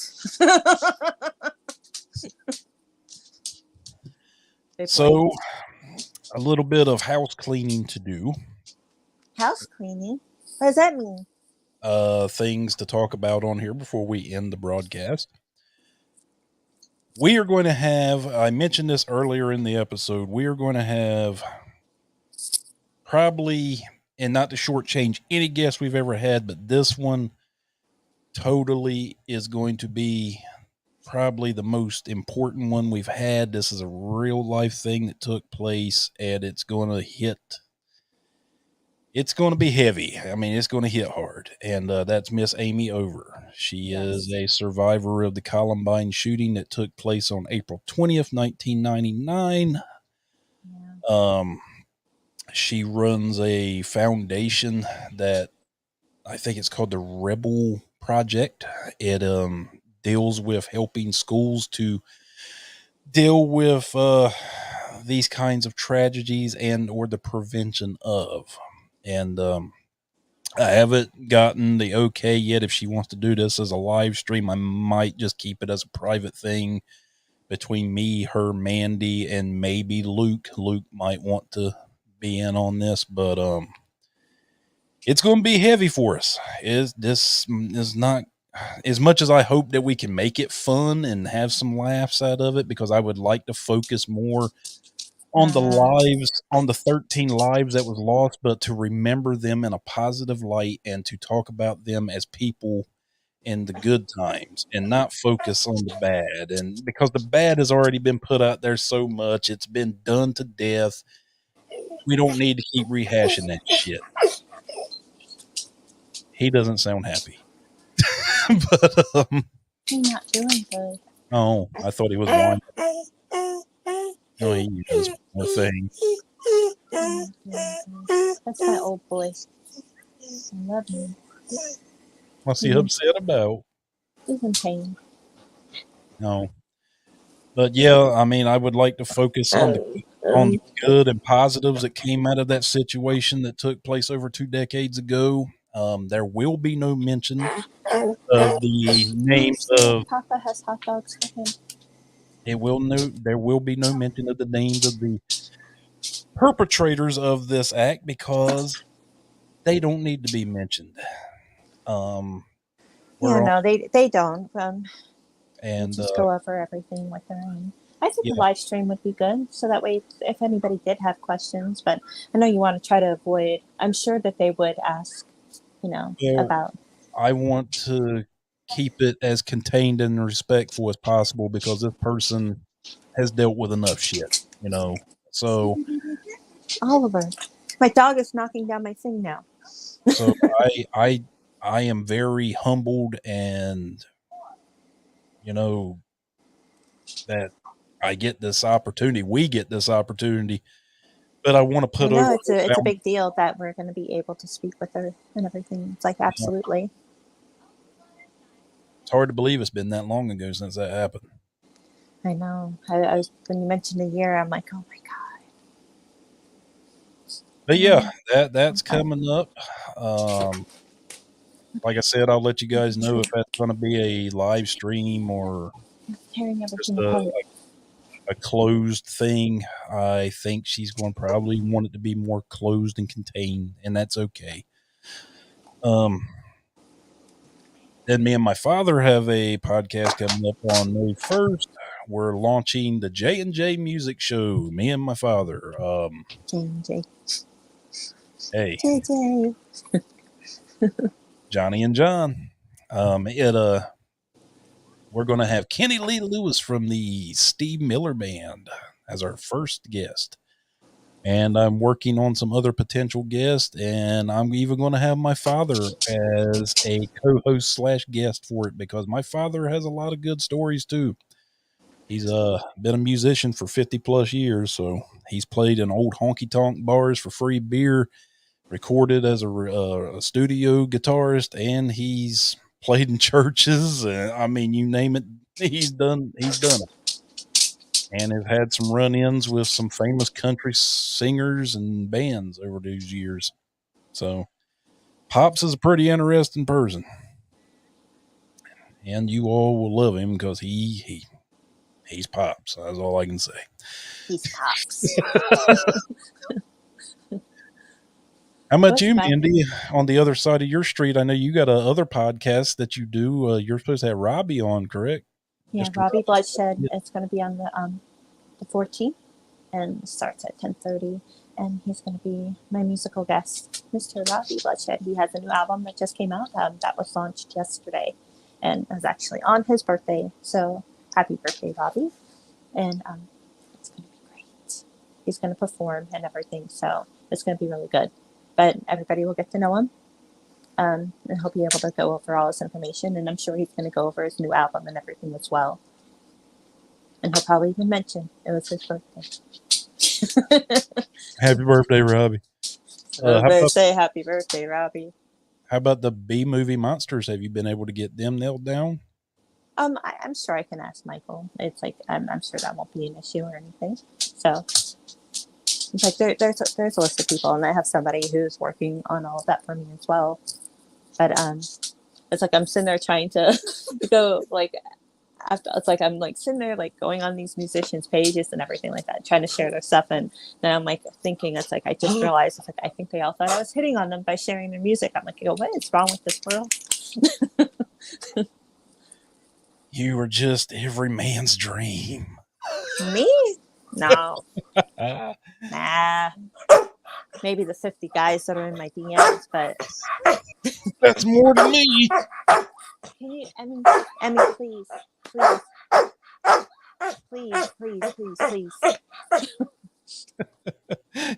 He's excited. He's happy that we're sitting here spending the day with them, so he's just. Who else? Like, Let me look at my schedule here. But then I'm gonna go be a topless dancer every Friday night at yeah, Mom Shakes Her. It's called Mom Shakes Her Titties. So make sure everybody goes. No. Imagine if there was a strip club called that. I'm gonna die. Mom Shakes Her Titties. Oh, next weekend we were supposed to have Susan Lanier on that played in The Hills Have Eyes. I talked to Susan yesterday. She had an accident. She needs. She's going to have to see a doctor. So the only doctor's appointment she could get was on the 16th. So we rescheduled. So that'll be in May. We will have her on in May. So we won't have a guest the 16th. Next Saturday? So we won't have a guest. Will. So she will have to reschedule. The prior weekend, we're going to have Brian Valanche on. And Brian is known mainly for 2 movies. He's got a lot more on his IMDb than just 2 movies, but he's known mainly for The Ice Pirates from 1984-85. And he is also one of the many that brought us the infamous Star Wars Holiday Special from 1977 or 78. So, if you all are fans of that, it's a guilty pleasure of mine on Christmas because I like to play it for people because it makes them uncomfortable. Because there's a lot of Wookiee shit going and there's no subtitles to even understand what the fuck they're saying. But yeah, and Ice Pirates is one of the most underrated sci-fi films of the 80s, in my opinion. Yeah, that was an awesome movie. That really was. Had what was his name? Brian Ulrich in it, who played the main character. And What, Ski Doric? What? No, it wasn't Skeet. Skeet was still baby when that movie came out. But yeah, Brian Valanche will be on in 2 weeks. So, and he is a hoot. I've talked to him a lot in email. That dude is going to be, he's going to be something else. I'm just going to go ahead and put it out there. His excuse for the Star Wars Christmas special, I'm just going to let him say why, but let's just say it was chemically fueled. Like in, yeah, you know.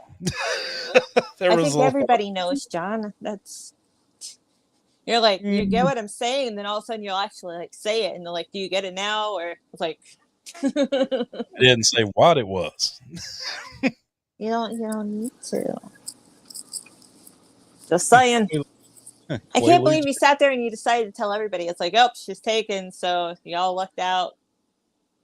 Now just letting them know. You all posted that shit all over the internet or Facebook. I'm married. What the fuck?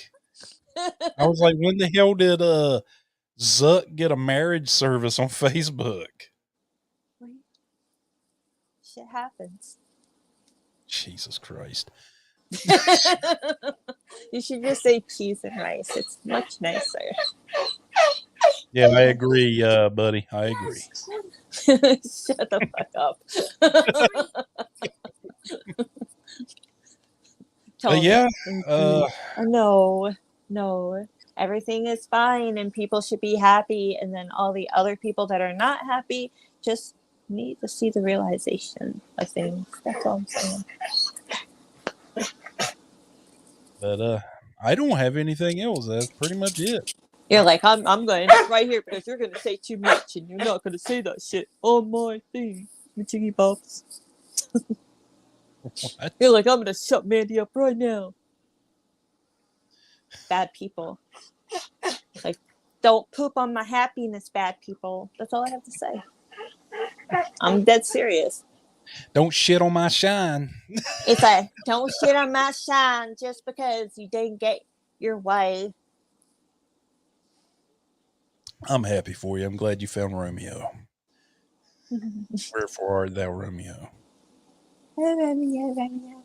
And I'm still happily single over here. I don't because you're in Hawaii. Yeah, well, I don't have to ask for permission for shit. Said, you're in Hawaii. You don't want to date certain people that I keep pointing out and telling you to go date.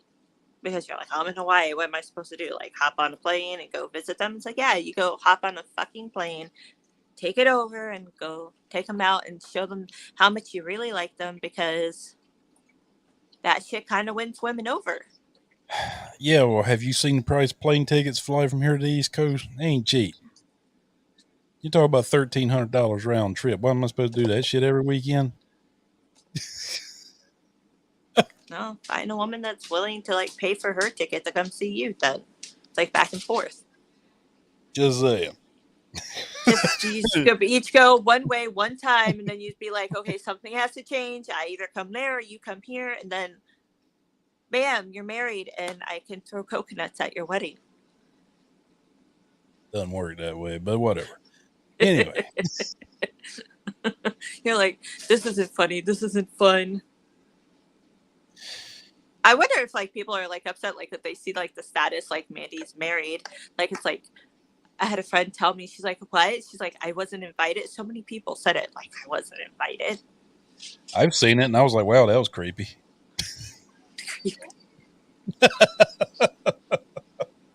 Swim fan? Who? I'm not You the and swim. No, I'm not the swim fan. you and Anthony. Anthony's the swim fan. If anybody's going to be the swim fan in this scenario, it's him. And I'll tell him that.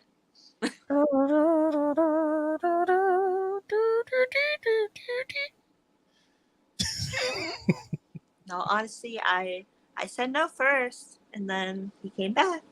So. Well, good for you. And then, I got a scratch and sniff sticker for you over here.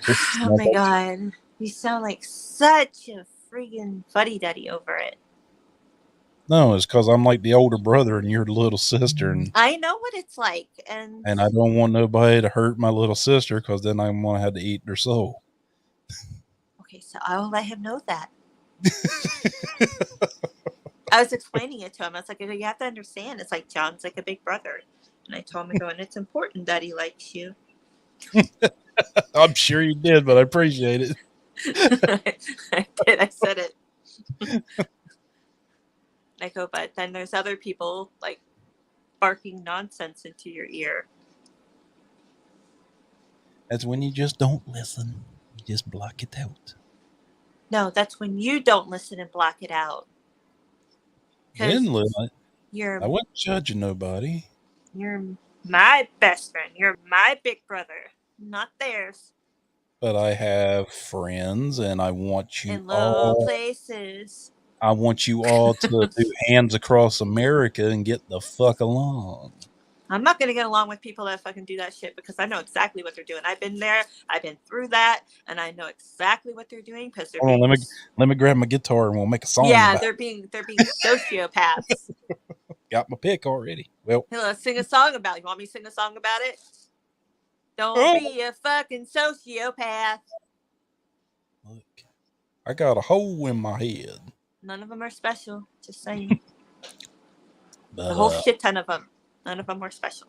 So I'm going to be mad and I'm going to be snotty. I'm going to act like, because I'm just kind of fed up with the fact that there's so many people that are just, they see that you post something and it's supposed to be a positive and then everybody wants to turn it into a negative and they don't care that they're ruining, they're trying to.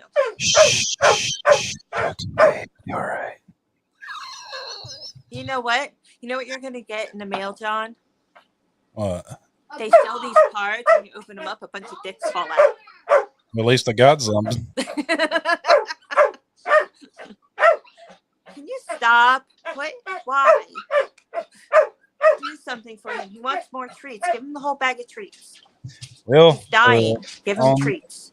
On that note, guys, now that we've put Mandy's personal life out here on the you want me to keep going because I'll keep going. No, we don't right need now, that. I'm just like, I'm trying to keep like, subscribers. No, Mandy, you're turning red. I'm turning so I guess as we will see you again next weekend, we will see you on Sunday, not Saturday, because like I said, Miss Lanier had to reschedule. But we will see you next weekend. Who the other? No, I was telling Emmy to give Oliver the other treats. Oh. Because he didn't want the same ones anymore. This has been John. Then you got the invisible Emmy. Then you got Oliver and the wonderful Mandy Cantone. And as always, we will see you again next time on Behind the Fiends. Hey, Oliver. Woo woo. No, this is Jack.